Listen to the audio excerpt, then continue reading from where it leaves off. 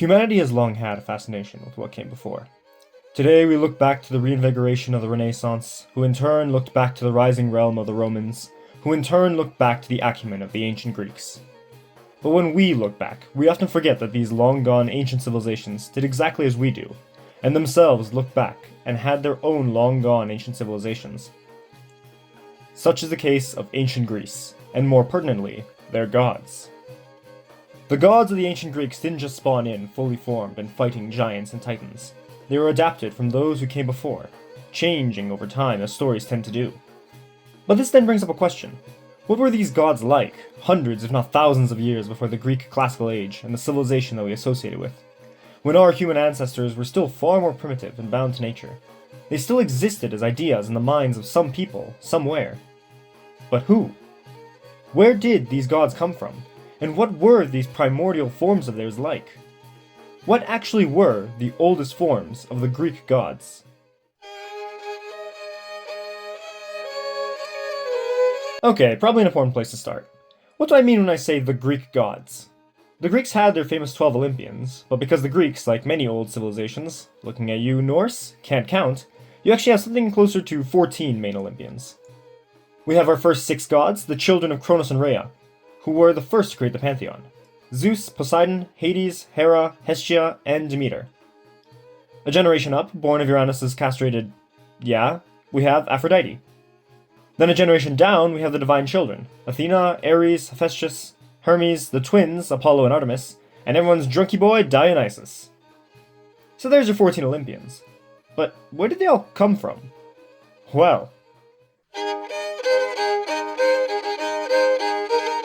following the paper trail, the oldest intact sources we still have regarding the Greek gods are 2 epics by the poet Homer, written around 750 BC. Within the Iliad and Odyssey, we see our favorite Olympians almost exactly as they would appear in popular imagination, with 2 notable oddities. Both Apollo and Aphrodite are shown on the foreigner Trojan side, and special care is provided to them to ensure they don't come off as unlikable. Homer builds up Apollo by showing him as more humble and respectful than his twin sister Artemis. A pair of traits I would not usually associate with Apollo, of all people. For instance, when the gods decide to all box a bit, Artemis ends up fighting Hera, who absolutely trounces her. Meanwhile, Apollo takes one look at Poseidon and goes, "Nah bro, I'm good." Meanwhile for Aphrodite, after saving Aeneas' ass so he can go on to found Rome a few hundred years later, Vale deo tu magnifique fili canis, she gets hit by a spear and proceeds to complain to Zeus, who basically tells her, "Silly woman, you have no place on the battlefield." And if that sounds like a particularly strange comment, that's because it is. Keep a pin in that, we'll come back to it. But okay, our Greek gods are all here, except for Dionysus and Hestia, but that's because Dionysus is a bit special and Hestia is a home goddess, so what's next? Skipping over the Dark Age, we get the linear B tablets found throughout Mycenaean Greece. And we actually do find a lot of our Greek gods there. But things aren't as they seem. Some of the gods are a bit weird, like Poseidon being the chief god instead of Zeus, and Artemis and Apollo not being siblings yet. And speaking of Apollo, 4 Olympians, Hades, Apollo, Aphrodite, and Hestia, are also totally missing. Again, Hestia makes sense, these are offerings to temples, and she's not really a temple kind of goddess. But then this begs the question, what of our missing 3 Olympians?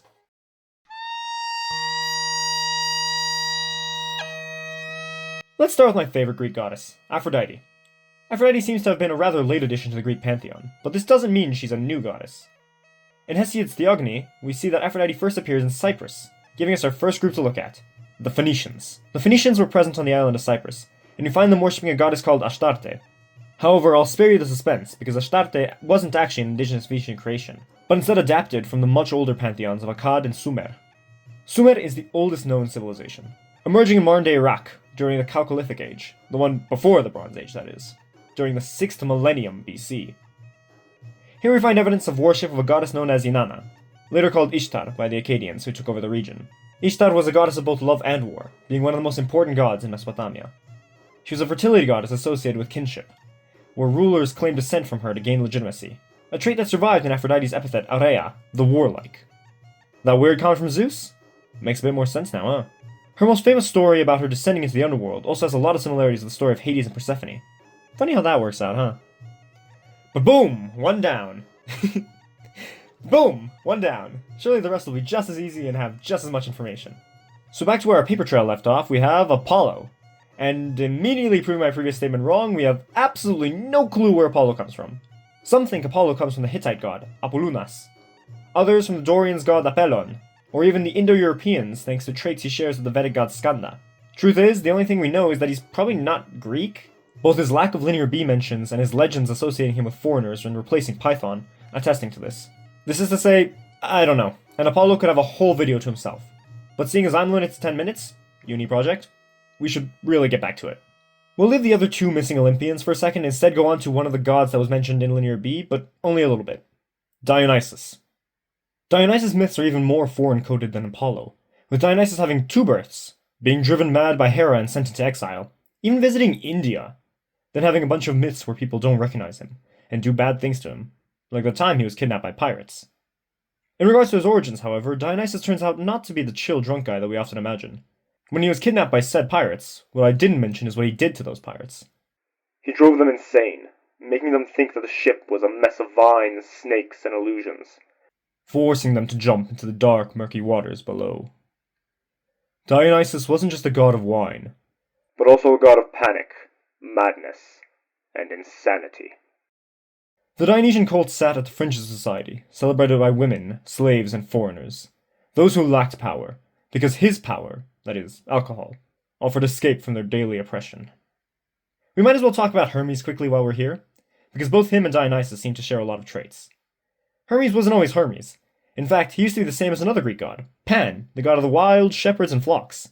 But this wasn't his original form either.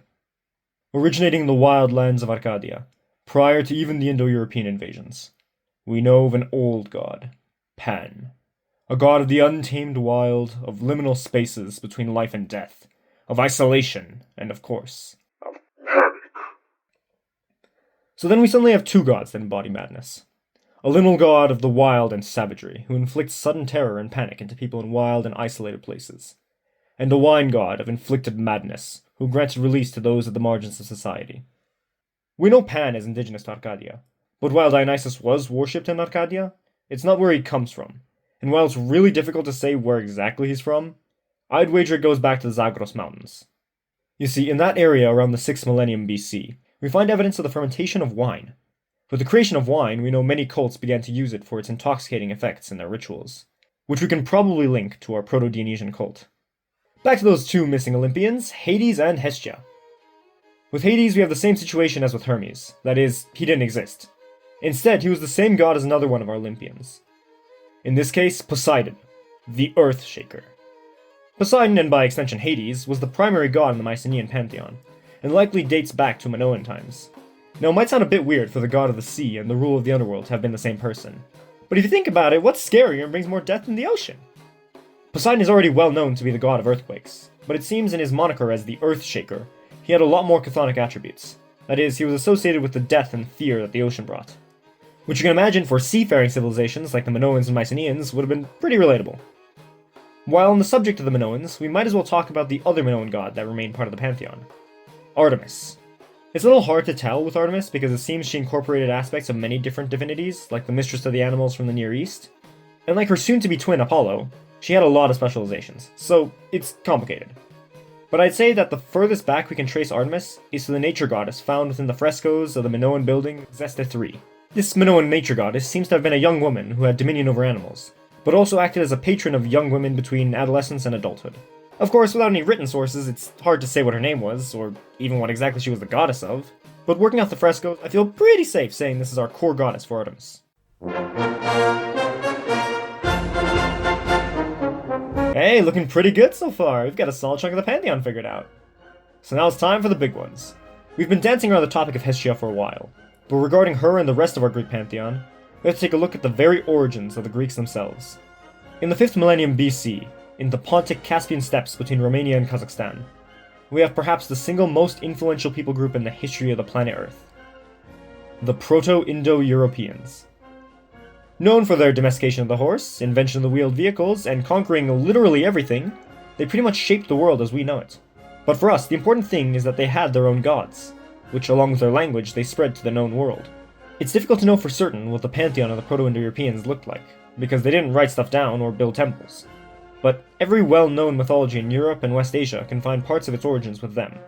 So working backwards, we can piece together approximately what their religion looked like. The Proto-Indo-Europeans, probably, had a tripartite view of the world. That is, that all things fell under the themes of governance, warfare, and fertility. And the gods were no exception. In regards to governance, the head of the divine pantheon can be found. The king of the gods and the sky father. For them, Deus Pater, our ancient Zeus.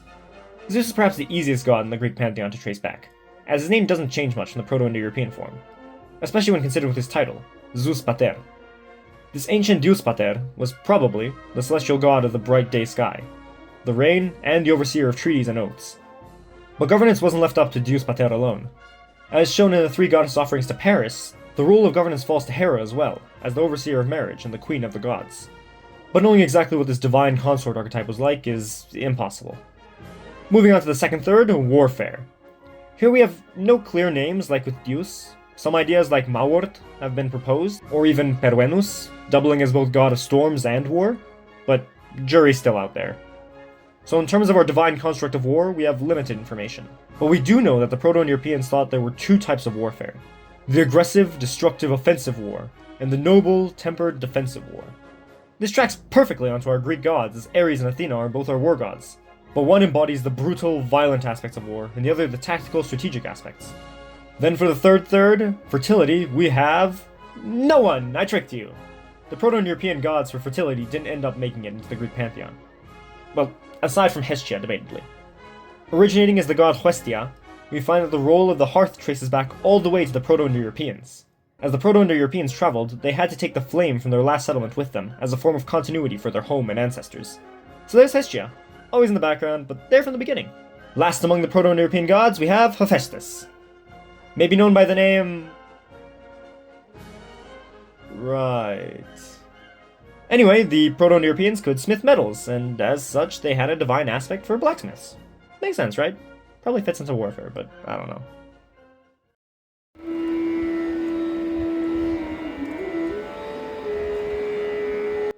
Wait, hold on, we're missing someone. We've gone as far back as the 6th millennium before Christ, and still don't have everyone? So, here's the thing. Demeter is the embodiment of the Earth Mother. And the thing about the Earth Mother is that she's really old. Older than any other Greek god. Looking to Çatalhöyük, we find our oldest depiction of what many consider an Earth Mother goddess, dating back to the 8th millennium before Christ. But some argue that it goes back further, with the Venus figurines also being a depiction of some sort of mother goddess of fertility. But jury is really out on that one. However, if true, the Earth Mother Goddess could be as old as 45,000 years ago. And if the Venus of Tantan figure is to be taken into account, 500,000 years ago. That's during the Middle Pleistocene epoch. That is, the actual Ice Age, when humans were still migrating across the world. That is really, really old.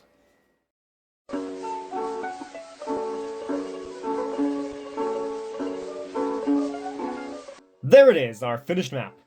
Here are the origins for all of our Greek gods. Isn't it fascinating?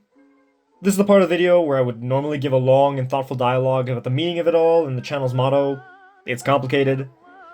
But I have to keep the video under 10 minutes, and I'm definitely already over it. So, glad to be back. See y'all next time. Have a good day. Ciao, ciao. Looking at... how on God's goodness do I pronounce that? Çatalhöyük. Çatalhöyük. Çatalhöyük. Okay, I got that, I got it.